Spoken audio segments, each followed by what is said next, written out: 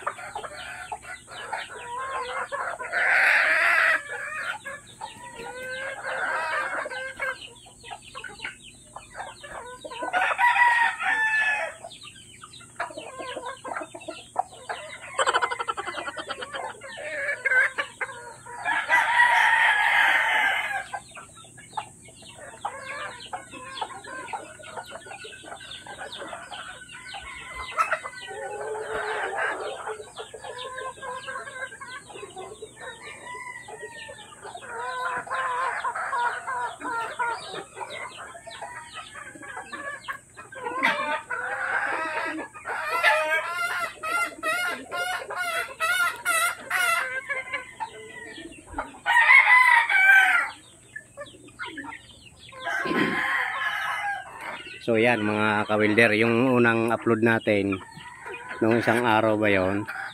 Ayan, so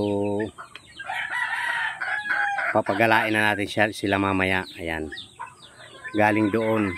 Ayan, tuwing umaga yan ang ginagawa natin sa kanila dito na sa labas para medyo sariwa ng hangin na nalalanghap nila, kasi doon hindi masyado, walang gaanong hangin doon sa loob ng kanilang kulambo mga ka-warriors. Ayan. Ayan. So pag napainom natin ng tubig sila mamaya, pagagalain na natin. Ang lulusog nila mga ka-warriors. So ayan. Ayan. So stay tuned lang mga ka-warrior, at mamaya ay tutubigan natin ng mayroon ulit vitamins para anti-stress.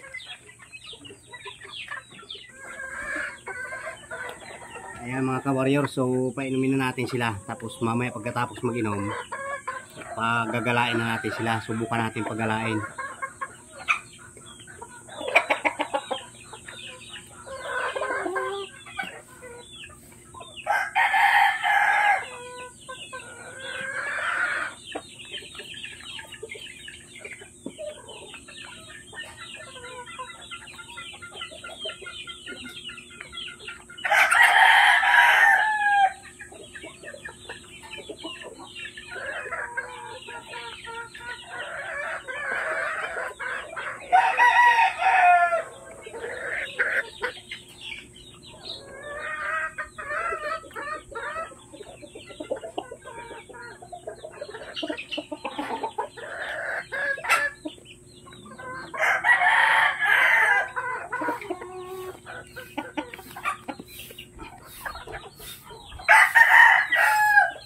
Ayan.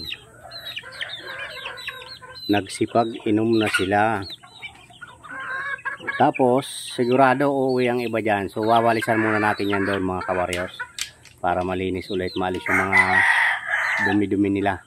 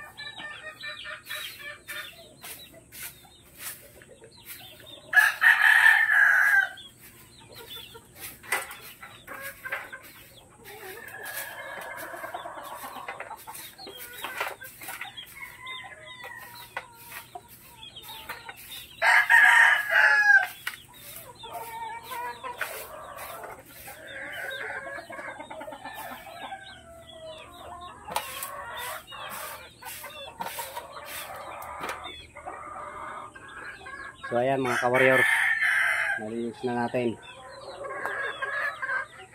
Kasi mamaya sigurado tatambayan dyan sila, babalik sila dyan sigurado.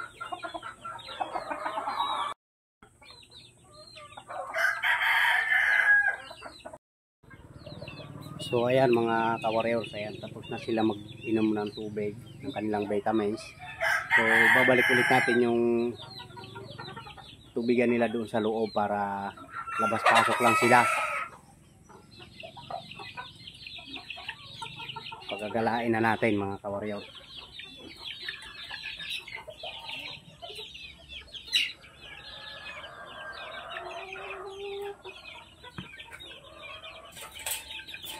Ayan. Ayan o.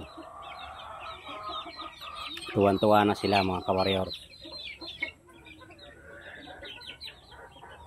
Okay. I-check pa rin natin sila mamayang hapon kung medyo marami ang kinain nila kasi baka mabigla sila, hindi matunawan. So hindi muna natin ulit aalpasan. Tapos mamayang gabi or hapon, ibabalik ulit natin sila dyan. Diyan ulit natin sila patutulugin. Ano? Okay. Ito, ibabalik natin ito natubigan nila sa loob para doon lang sila mag-inom sa loob.